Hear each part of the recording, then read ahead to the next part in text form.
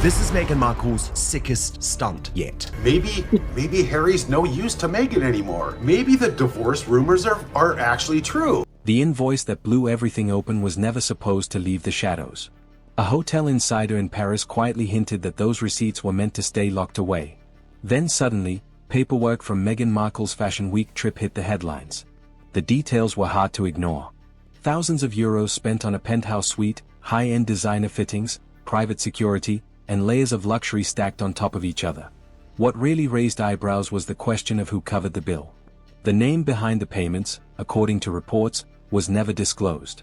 This woman is really not oppressed. She's opportunistic. That's when it stopped feeling like a glossy fashion headline and started looking complicated. At first, it seemed routine. A high-profile guest, a luxury hotel, a hefty bill. Standard celebrity news. But the more reporters examined the paperwork, the more questions surfaced. The timeline did not quite line up. Certain names appeared inconsistent.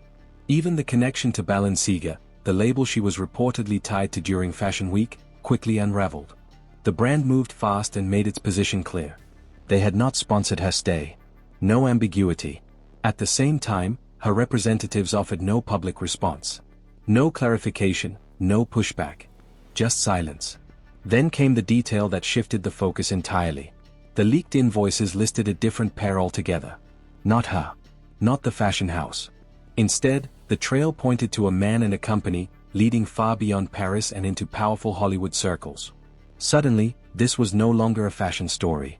It became a question of who was funding the luxury and what the real connection might be. Meghan Markle is always attempting to, shall we say, build relationships with very rich men. Sources say the fallout behind closed doors was intense.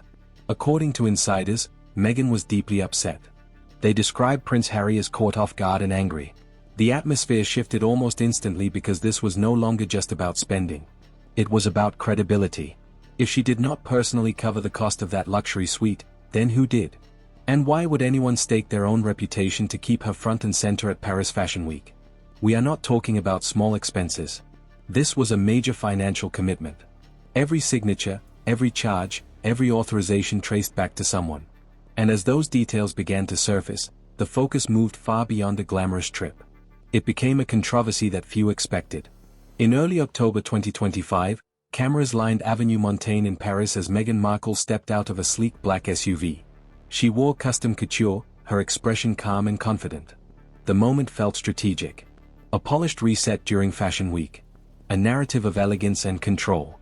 But while she faced the flashing cameras outside, another story was unfolding quietly inside the halls of Hotel Plaza Athénée.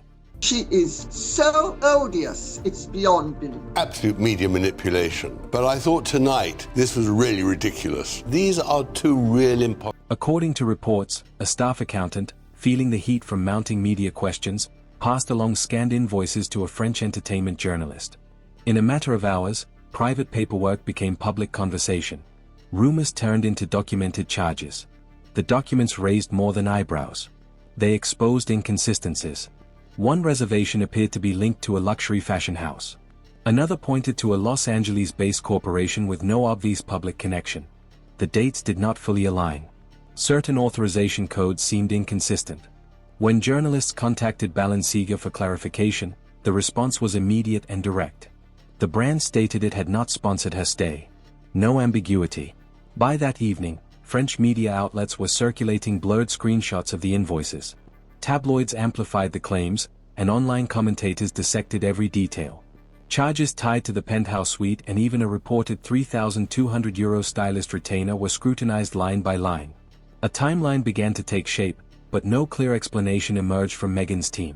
For the first time since she and Prince Harry stepped back from royal duties, the public narrative seemed to slip beyond their control. Headlines multiplied. The questions grew sharper. Who funded the stay? Who authorized it? And who decided to leak the documents? By then, Paris Fashion Week was no longer just about runway shows. The real intrigue was no longer in front of the cameras, but in the paperwork, and in a final invoice bearing a name that did not match the story being presented. During her Paris Fashion Week appearance, which was another desperate and craven attempt to grab the limelight, while William was getting some good publicity. And here's what makes it even louder. In the weeks leading up to Fashion Week, everything about her return had been choreographed.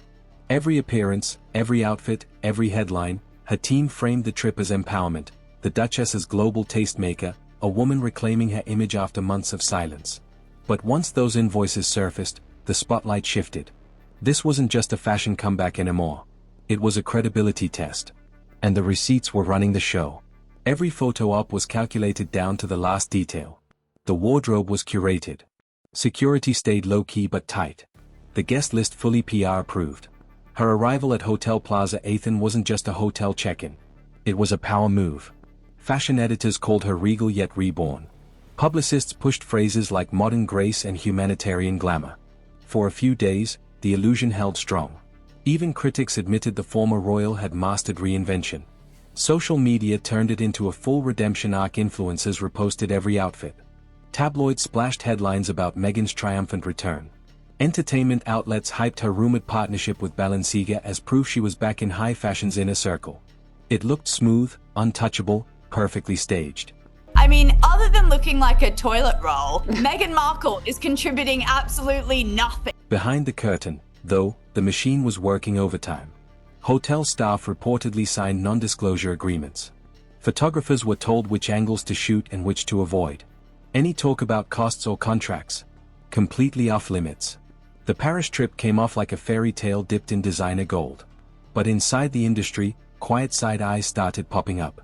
A few editors whispered that no brand had officially confirmed hosting her. Others noticed press briefings that didn't quite line up. One stylist said her team talked like ambassadors but signed paperwork like freelancers. That raised eyebrows. Still, the show rolled on until one document slipped out. That single booking line on a hotel invoice didn't match the fantasy being sold. And from that second, the whole story began to crack. It started low-key. An email attachment, anonymous sender, straight to a European journalist's inbox. No warning, no build-up. Inside the file were scanned hotel invoices stamped with digital time codes detailing every charge from Meghan's stay. At first glance, it looked routine, just numbers, just paperwork. But then the details hit different. The listed guest information didn't match what had been shared publicly. The payment authorization pointed to a third party, not her charity foundation, not her media office. Each page told a version of events that clashed with the polished image, charges for private drivers, designer fittings, late-night room service, and the initials attached to those payments. They didn't belong to any known staff member. People like Meghan will always stay with the man if there's no better option. I know that they have troubles in the marriage. I understand from now 6 separately reliable sources that Harry called in law. Then came the handwritten note confirmed by sponsor. That one line flipped the script. Within hours, commentators started building timelines. Bloggers zoomed in on every detail. Investigative pages circled inconsistencies like they were marking evidence on a board. What once looked like effortless glamour now felt carefully bankrolled behind the scenes. And then came the silence. Statements that used to flow easily stopped cold. Her publicist's number went unavailable. Scheduled appearances were suddenly postponed. No explanations, no quick clarifications, just a wall of quiet. That's when the big question hit hard. Who actually paid for all of it? With that question came something even louder. Speculation. Headlines stretched further each day. Rumors of secret sponsors, unnamed investors, quiet. Favors exchanged behind velvet ropes. The receipts, once boring paperwork, turned into the center of a story that refused to stay buried. And just when it felt like the mystery had reached its peak, another name started circulating. Not whispered, not hinted, fully emerging. And that name had the power to change everything. The documents revealed only a set of initials, short, vague, almost meaningless on their own. But behind those letters was a connection that shook Meghan's inner circle hard. Journalists followed the digital trail step by step. Electronic signatures, payment processes, offshore contacts. It looked like a maze at first. Then one detail stood out. The same electronic signature had appeared in past media investments linked to a wealthy figure from Los Angeles. That wasn't random. Harry just can't give her anything else anymore. He served his purpose. His purpose is over. So for her, it's time to move on. Reporters started digging deeper. The pattern kept pointing back to the same man, someone who once moved in the same social orbit as Meghan Markle before her royal chapter began. Insiders called him Mr. X. Not official, not public, but not invisible either. Fragments of correspondence suggested he personally facilitated the payments. Not openly, not directly. The funds were routed through a company account, creating distance on paper. Clean layers, smart moves, but not smart enough. This wasn't just about money anymore. It was about motive. Why fund her stay? Was it loyalty, old ties, a favor being returned, or something deeper that no one wanted exposed? The revelation hit her team first. Within hours, messages flew between advisors. One aide described the room as tense and silent. When the first article naming Mr. X went live, insiders claimed Meghan was visibly shaken, pacing, tearful, asking who leaked it, asking how this got out. The news landed like a thunderclap. Those close to Prince Harry said he felt blindsided. He believed the trip had been fully sanctioned, clean, approved. Now, every detail felt questionable. Every decision, every public move.